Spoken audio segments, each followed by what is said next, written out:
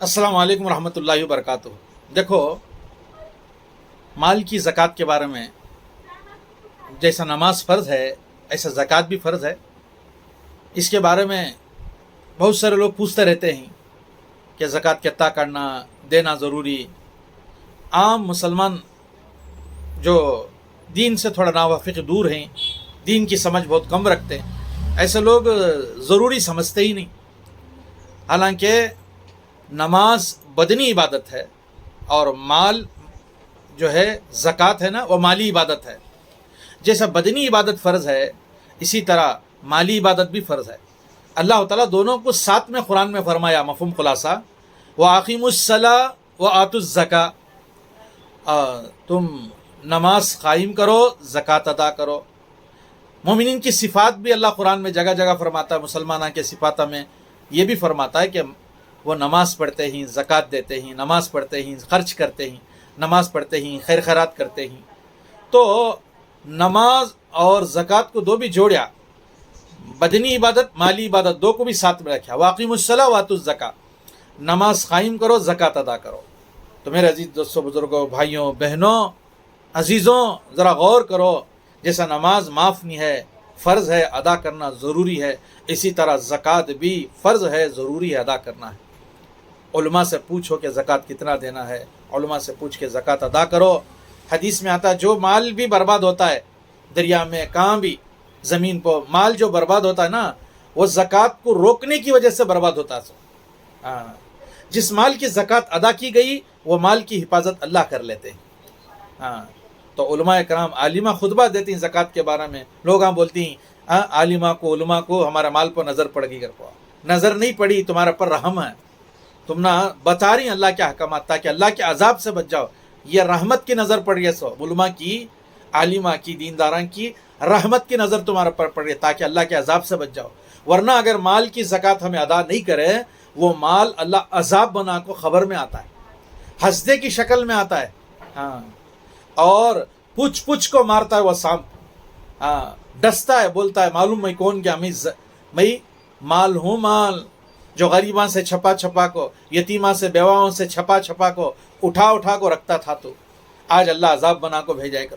जिस माल की ज़कात अदा नहीं करते, हक़ अदा नहीं करते, वही माल वबाल जान बनता है, अजाब खबर बनता है, आखिरत में पकड़ का ज़रिया बनता है। हर दौर में भी अल्लाह जो भी दौलत माल दिया था, उस दौर में हर अल्लाह वाले समझाते रहे। नबियाँ भी हर दौर में भी लोगों को तरगीब देते रहे नबी, कि जो है माल अदा करो, गरीबां का हक़ अदा करो। मूसा अलैहिस्सलाम भी हारून को जब बोले, ये जो कुछ माल दौलत अल्लाह दिया है, इसमें से गरीबां का हक़ है तो काट कर को। तो हारून भी क्या बोलिया, मूसा, मेरे माल पर तुमने नज़र पड़ गई क्या, ख़जाने पर नज़र पड़ गई क्या कहा। मूसा अलैहिस्सलाम बोले, मजे न को, उसमें से गरीबां का तो हक़ काट, ये अल्लाह की दौलत, अल्लाह दिया सो तेरी नेमत। उन्हें बोला, मेरी मेहनत से, मेरी चालाकी से कमाई हूँ क्या। उन्हें हर आदमी ओछना बोलता सो चालाकी से, मेरी मेहनत से कमी। हालांकि पैदा होने के वक्त क्या भी लेको आए थे, हमें एक चड्डी नहीं थी हमारे ऊपर, एक कपड़े का टुकड़ा नहीं था जिसम पर। बिल्कुल बरहाना, मासूम, कमज़ोर पैदा हुए, खाली हाथ पैदा हुए, और इतने कमज़ोर के उठा को फेंके तो आदमी, बच्चा छोटा मर जाता है। इतने कमज़ोर, जैसे जैसे बड़े हुए अल्लाह कपड़े पिनाया, माँ, हाँ, बाप, भाई, बहन, रिश्तेदार, बीवी, बच्चे, माल दौलत सब दिया, तो फिर बोलती हैं कि मेरी कमाई, मेरी चालाकी, मैं कमाई हूँ। हाँ, तो अल्लाह दिया सो हम खाली हाथ आए थे, जाने के वक्त में खाली चले आती। फिर अल्लाह देने के बाद अल्लाह फिर उसमें से पूछता है, कि ये इसमें से थोड़ा गरीबों का हक़ अदा करो।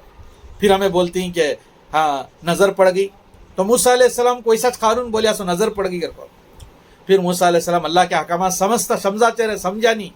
फिर कई तरीक़े से मूसा अलैहिस्सलाम को फंसाने के लिए क्या क्या की करिया। एक औरत को पैसे देकर इल्ज़ाम लगाने के, भरे मजमे में बोलने को कहा, वो सामने आई, मूसा अलैहिस्सलाम के चेहरे पर उसकी नज़र पड़ी, सच्ची सच्ची बोल डाली उन्हें। मूसा अलैहिस्सलाम अल्लाह के पाक पैगम्बर हैं, ये तमाम चीज़ों से बरी ही। ये फ़िरौन मुझे पैसे दे को बोलिया सो मूसा कर को। तो मूसा अलैहिस्सलाम सजदे में गिर गए, या अल्लाह, रोते रहे। अल्लाह बोलिया, मूसा रो नहीं, घबराओ नहीं, ज़मीन तुम्हारे इख्तियार में है, तुम्हें जो हुक्म देती ज़मीन मान लेती है। उठे ज़मीन से, सजदे से उठे। जहाँ हारून खड़ा था, बोले ज़मीन को तू पकड़ ले। ज़मीन पकड़ ली, पाँव निगल गए, यहाँ तक, फिर निगली, फिर यहाँ तक, फिर उसके जो है घुटनों तक, फिर कमर तक, फिर यहाँ तक धंसते गई, یہاں تک دھسی موسیٰ بچا لیو کیا اور نگل کے یہاں تک دھسی.